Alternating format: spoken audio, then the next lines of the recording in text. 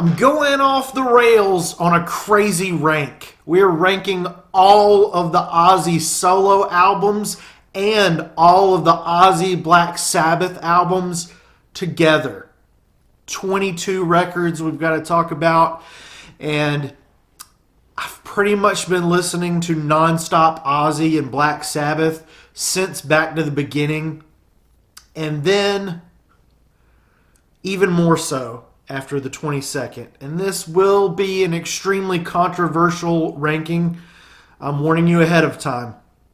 I got into Ozzy in the late 90s, early 2000s, and honestly, I really like the lighter side of the Prince of Darkness. Since we've got 22 fantastic albums to rank, none of these are bad, okay? Just keep that in mind as you hear some of your favorites coming in at the beginning of the list as we work our way up to number one. Keep in mind my least favorite record, which I'm looking at right now, number 22. I like it. I like it a lot. I think that I am gonna take a break from this for a while after this video, because I've kind of been dealing with Ozzy's passing, and it hasn't been. It's a lightning. There's a storm going on right now. Perfect timing, right? I've gotten a little bit too obsessed with it, and I think the way that the internet is going about the funeral, I couldn't even watch the funeral, even though I'm obsessed with Ozzy right now. I just couldn't watch it. I was trying to read about it at work, and I couldn't do it. I think after this video, I think I'm gonna chill out a bit. And take just a little bit of emotional time away from it. But right now I have a pretty good wrap around what albums I like, what albums I don't. So, number 22, No Rest for the Wicked from 1988. Out of the entire Ozzy catalog, this is the album that, if I'm being completely honest, I forget that this one even exists. Usually Ozzy and Black Sabbath, they're just a timeless quality across the board. But this one sounds very 1980s. And I, being a thing that came out in the 1980s, I can say that is not always a good thing. Crazy Babies has always had a place in my MP3 collection for some reason. And it's a lot of fun. But No Rest for the Wicked, in my opinion, is the worst Ozzy record. Like I said, still pretty good, just definitely not an album that I revisit. Hardly at all. Hardly ever. Number 22, we got Sabotage. Again, like everything. So don't click away just yet. Sabotage, my second least favorite, right? It's number 21. Ozzy has never put anything on vocals on a bad album. And, Symptoms of the Universe, Am I Going Insane? Those are my favorites off here. Sabotage has some really great tunes that are artful and rocking at the same time. I just don't revisit this one as much as the following 20 albums. All right? I'm wearing white because I heard them saying, Ozzy didn't want his funeral to be everybody wearing black and being a mope fest, right? We don't want to mope. We are sad. We are crying. But wear some white and let the thunder roll, right? Number 20, Sabbath, Bloody Sabbath. There is experimental weirdness like Who Are You, which was written by Ozzy, right? It was more written by him. But overall, Bloody Sabbath is a dark, straight-ahead rock album. And Ozzy has made a statement that this perhaps is the one that he should have ended Sabbath with. Looking for Today is a bop, but we're moving on because this video could be super long, guys. We're gonna keep it moving. At number 19, we got Masters of Reality. Sweet Leaf, Children of the Grave, Into the Void, Lord of This World are my favorite cuts from this album. But you can't really go wrong with the Master of Reality. Ozzy is continuing to evolve, and this is full of kind of groovy funk and hard rock, in addition to things that have already been previously established in the Sabbath and Ozzy lore. Number 18, we got a 2000s album, Black Rain. Finally, we got a solo, Ozzy record, right? And Black Rain is my least favorite Ozzy record by a long shot. It's a very strange vibe. I'm glad that Ozzy managed to stay relevant through the decades and well forever, like he said at Back to the Beginning. But this transition on Black Rain into the nu metal era, it's not always well executed. This album opens strong, with all my favorites being right at the front, Not Going Away, I Don't Want to Stop, and even the title track is really damn juicy. Here For You is a good ballad if you need to cry along with Ozzy. That's a really good one too. So while I don't particularly care for Black Rain as much, it does sound pretty good now that I'm revisiting it in 2025. Number 17 Ozzy or Black Sabbath album is Undercover. And I could probably drop this one underneath Black Rain on another day. This one used to be my least favorite out of anything that he ever did, but he slays at recreating some of these songs, and while I do often skip this one entirely, when I put Undercover on, it's pretty good. It's pretty good listen. It's fun. It's a little bit different for Ozzy, and I really like his influences. Number 16, we got Scream from 2010, and revisiting Scream, Ozzy just sounds energetic and powerful and angry and in command way more than I remember when I heard it like in 2010. I know that I didn't enjoy this one particularly when it came out back then, but it has grown on me so much over the years. So Scream, like Under the Cover, it used to be way down at the bottom of the barrel for me with Ozzy's catalog, but now I think it's pretty solid.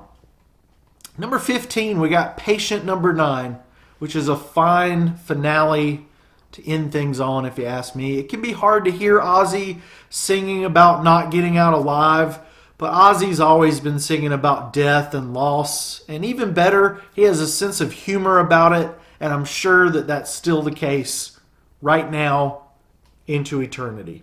Okay. Number 14 Ozzy record is, I think this one is going to be, I think you guys are going to lose it. Volume 4 is my 14th favorite, and it's a mesmerizing album. It's epic. It's powder-infused mayhem behind the scenes. This is perhaps the height of bonkers rock and roll mayhem when it comes to the studio sessions, but everybody survived. They made a bold classic album, and Tomorrow's Dreams and Changes are the highlight for me. It's a mind-boggling album from front to back, and there's still 13 more albums I've got to talk about. But Volume 4 from 1972, I understand if it's your number one pick. It's just not my number one pick. So I'm right. You're wrong. But anyway, lucky number 13, we got Never Say Die! Never Say Die! Never Say Die is a unique album in many ways. It's punky. Ozzy is really taking charge with soaring vocals, and the album ends with Swinging the Chain, sung by Bill Ward. I bet back in the day, like the 70s kids didn't even know it wasn't Ozzy, because Bill Ward sounds like Ozzy on the track. I'm right, you're wrong. The album cover of Never Say Die is awesome, and so is the music contained on that record. Shockwave and Johnny Blade are probably my favorites from that album. Moving on, we're getting close to my top 10. We got my number 12 Ozzy singing album is The Ultimate Sin. And what is up with that Meatloaf album cover? I guess we'd have to ask Boris Vallejo, because wow, does that look like Bat Out of Hell.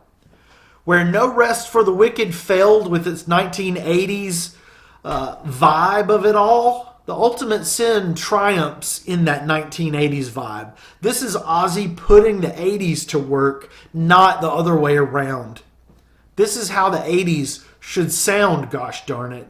And this one has one of Ozzy's best songs ever, Shot in the Dark, one step away from you, just a shot in the dark. Okay, all right. Number 11 is Technical Ecstasy. I like that title.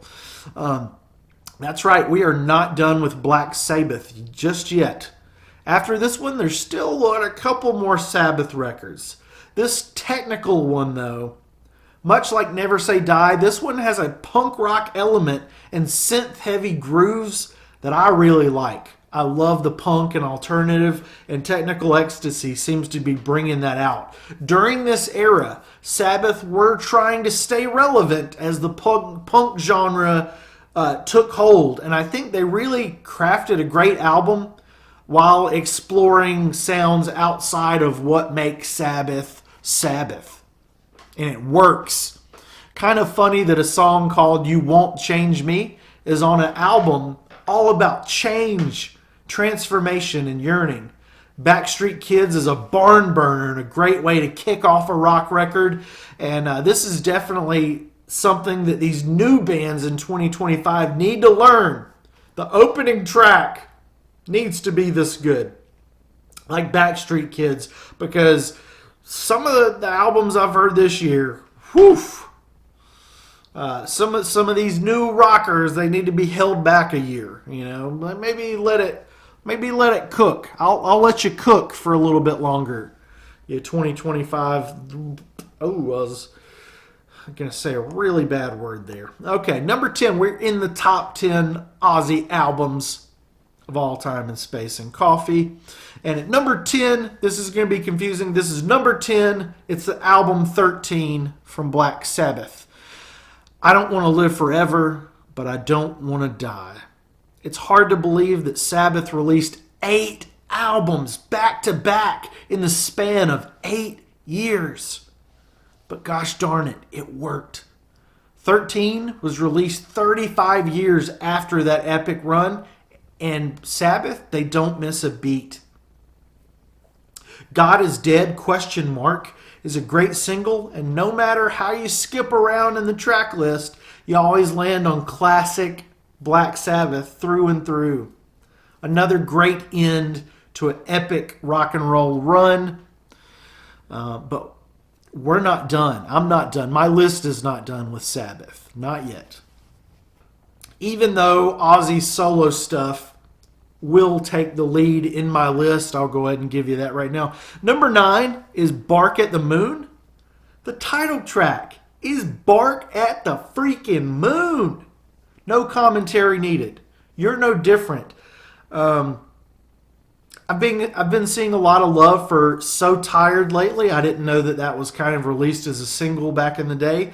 That was a lot of people's first taste of Ozzy, was hearing So Tired on the radio back then. So I really like the One Up the B-side song, which is kind of a bonkers song title. And Spiders! Spiders is a good one too. So now we're at my number 8. I'm not going to get, I don't think I'm going to get super emotional in this video. I'm going to try. My eyes are pretty dry so far. These are 3D glasses from Minecraft, a movie. Jack Black connects to Ozzy. I can do like a 6 degrees of a madman. Number 8 is Diary of a Madman from 1981. Over the Mountain, Flying High Again, You Can't Kill Rock and Roll. That is a mind-blowing triple opener. Wow. And can you tell me in the comments what Sato stands for? Sharon ate tomato octopuses. That's what my guess is. Number 7, Black Sabbath from 1970. I know that this will make some of you freaks very happy that the original, the Black Sabbath debut, is my second favorite Sabbath album. My favorite tracks are the song Black Sabbath, The Wizard, NIB of course, which definitely stands for Nantucket Incinerator Boys. Nantucket Incinerator Buoys.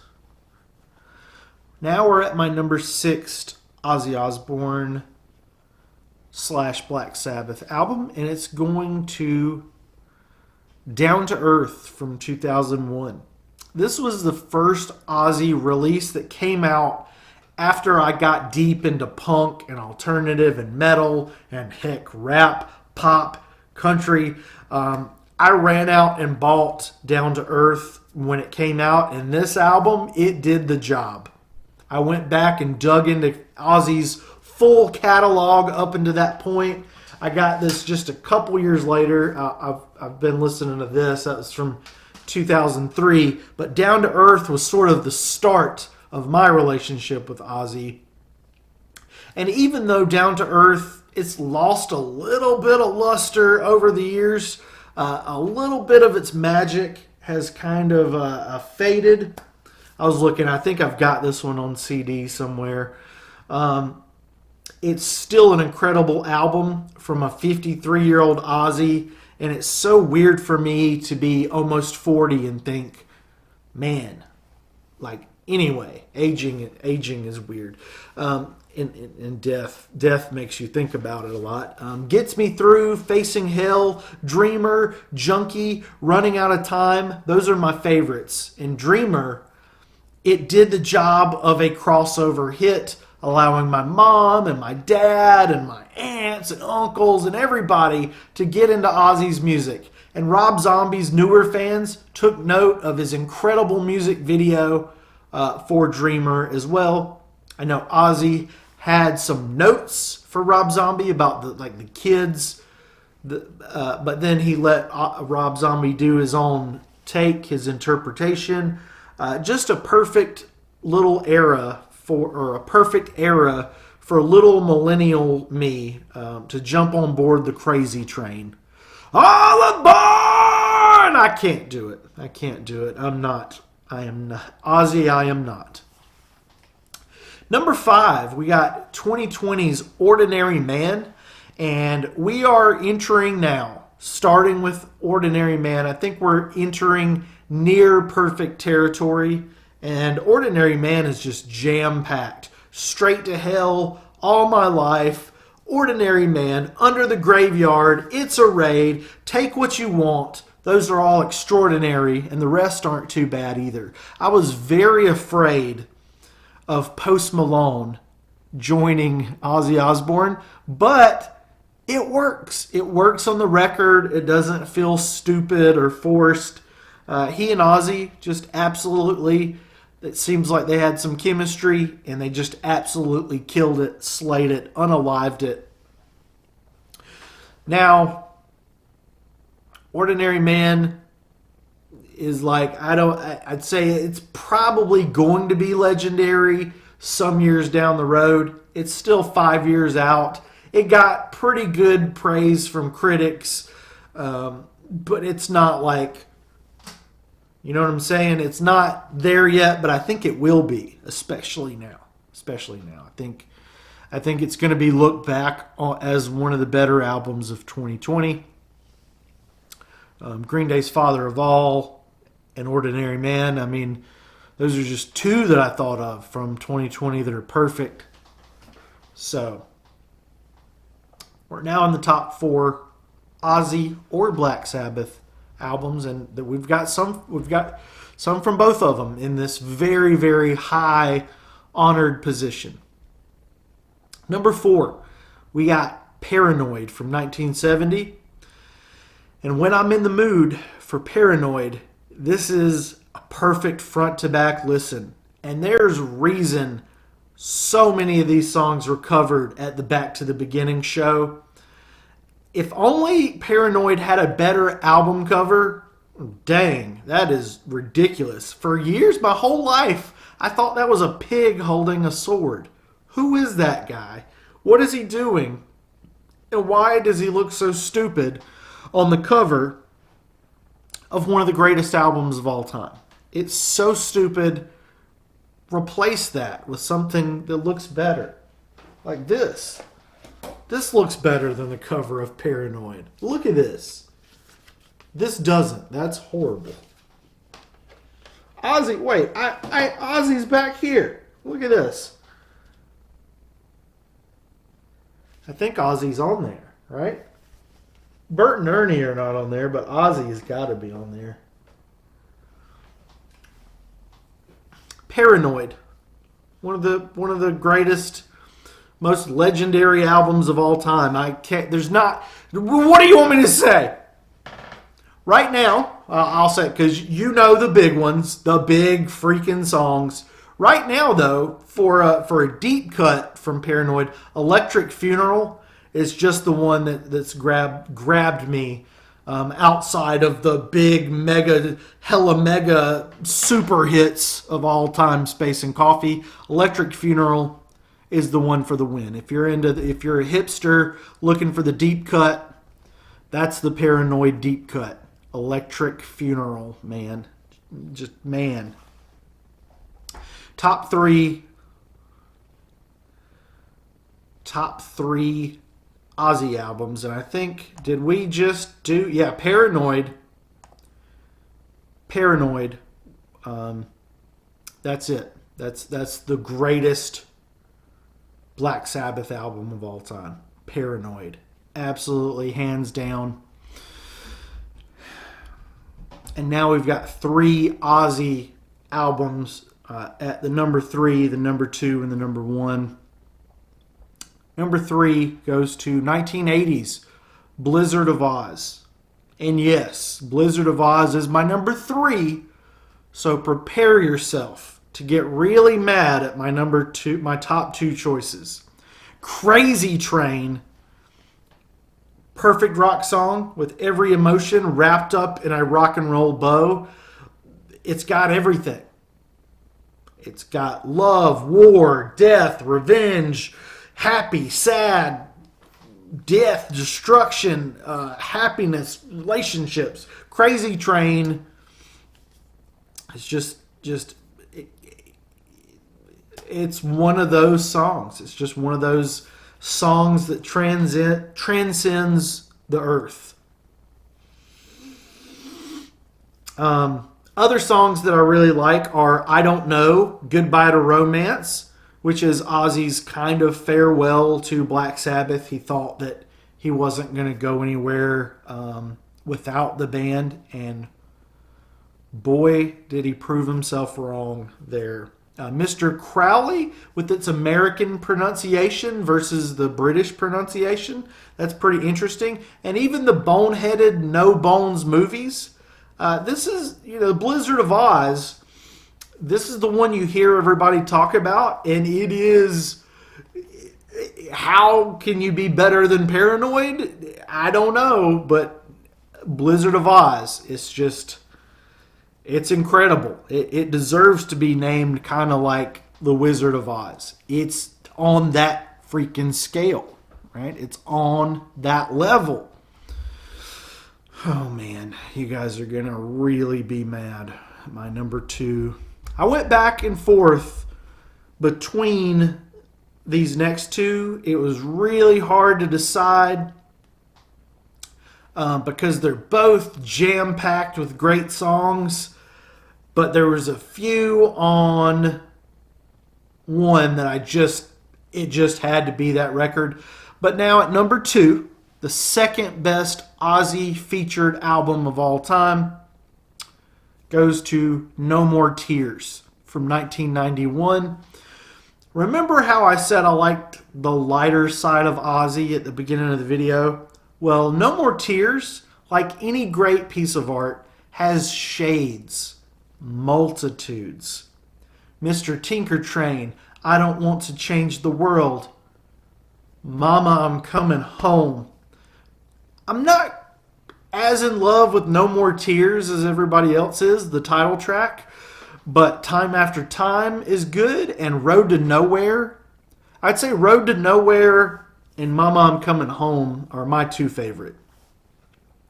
Road to Nowhere has been the one that I just all the time listening to. Mama I'm Coming Home is just kind of heartbreaking now, but it's still so good. And it's just a great album. No More Tears. It's perfect.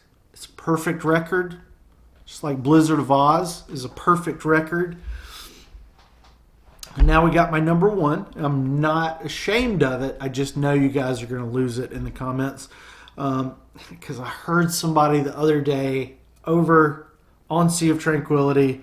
And of course, Chris Allo over there, he said, this album sucks. Kinda sucks. I think he said it kinda sucks. Number one, for me, and this is the only correct ranking that you have to agree with me. Number one goes to Osmosis. Ozzy Osbourne doing alternative rock that I grew up with in the mid to late 90s and early 2000s. Ozzy was doing it in 95 before Alanis Morissette and Sheryl Crow just pulled me into the world of punk rock and heavy metal. I'm not kidding. It's amazing how you can hear Every Day is a Winding Road by Sheryl Crow and become a punk rocker and a metalhead. That really happened. Like, I heard Sheryl Crow and I was like, I have to just dive headfirst into this alternative and punk and metal. Osmosis from 1995. Ozzy's doing alternative. Perry Mason is amazing. Thunder Underground is the heaviest song that Ozzy's ever done. The tributes to his children on this album are precious and good songs. They're not overly sappy. But See You on the Other Side, oh my God. When Ozzy sings, I think do you guys have like little pieces of songs that are your favorite part? One of my favorite things in all of life is the part in See You on the Other Side when Ozzy sings Carved in Stone and he repeats it. That build up, oh my God, carved in stone, carved in stone. Wow. One of Ozzy's just visceral, just insane. The song is a power ballad, but my God, that line, that carved in stone, oh, that is just peak everything in life, man. And for my personal favorite, this is the song that just cemented Osmosis, is I Just Want You. I think for me, that's got to be crowned the best Ozzy, best Black Sabbath. It's the best song that Ozzy's ever done. So that is my ranking through all of the Ozzy albums, with Black Sabbath, without Black Sabbath. And like I said, I think I need to take a break. There's a lot of negativity going on about people like me wanting to talk about Ozzy Osbourne, to celebrate this stuff, and people are like, why don't you just leave him alone? I've been positive. I love all 22 of these records. I'm not bothering him. I'm not bothering his family. I've been celebrating his music. Like I said, like starting with Back to the Beginning, I revisited all of his stuff. I revisited Black Sabbath. I'm seeing a lot of stuff on other people's channels like, why are you doing this now? We're doing it because he died. We're not doing it to be offensive to him. We're not doing things that are offensive to him. We're not disrespecting him. We're honoring him in the ways that we can, right? With the platforms, the lives that we have. And I really like that's really why I put White on, because that was Ozzy's request. I did like that he said you could play, like they could play doofy music. I wonder if those artists, like he said, like Susan Boyle, Justin Bieber, Susan Boyle, and like the Diddy Men. I had to look up who all those people were. I was like, now I've heard of Justin Bieber, but I never heard of Susan Boyle or the Diddy Men. So I hopefully they didn't hear that and take offense to it. But Ozzy was just being Ozzy. He's saying, hey, he doesn't care. He doesn't care if it's Crazy Train or Iron Man blasting at his funeral or if it's something else. He just wanted it to be fun. He didn't want it to be a mope fest. And that's what I'm doing. I'm not moping. I've been emotional. I've been emotional, which is normal. But I am getting into the negative aspect of it, where like the social media, like Facebook in particular, like YouTube. Yeah, we're on here. We're talking about Ozzy because we love Ozzy. But the Facebook and the Google is just like, what kind of shoes were the family wearing? And look at the eyebrows of the family as they're crying. Yeah, that stuff is bullcrap. Don't get into that. Like, we stuck a camera in Sharon's face and demanded to know her top. Yeah. The scumbags are in full force. But a lot of it's just people missing Ozzy. And, you know what I mean? It's just, we miss Ozzy. And I'm wondering, this is something that just while we're talking about it, because like I said, I think I'm going to take a break from it for a while. I saw stuff from the parade, the thing, and what's going to happen to all those flowers? Like, I've had that, unfortunately, in my own life.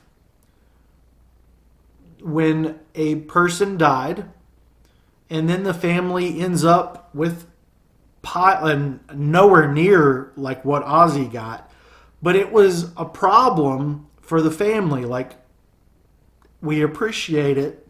We do. We appreciate the food and the flowers and the gifts. But what do you do with 30 bouquets of flowers? What do you do with them? And I was thinking about the Osbournes. I was like, well, I mean, obviously they have people that help them, but still they're going to have to, it's a little bit of a headache. I don't know. That was just a weird thing of mine. Hopefully, maybe they've got plans. Maybe they've got places to put those and they've got plans for all that stuff. Probably they're not even thinking about it. I'm worried about it, and they're probably not. But, yeah, this is, I think, just let me know what your ranking of Ozzy Osbourne's. I mean, if you want to do all 22 in the comments, go for it. I know that several of you, if not dozens of you, are going to tell me I'm insane. I'm an idiot. My opinion is not valid. Your opinion is valid. That's what people do here, and that's totally okay. That's your opinion, and I think your opinion is valid. If your opinion is that my opinion is not valid, that's valid. So I'm cool. You're not cool, Mr. Comment Guy. And, but still, I will respond respectfully, and we'll keep the conversation going. And Ozzy Osbourne, forever.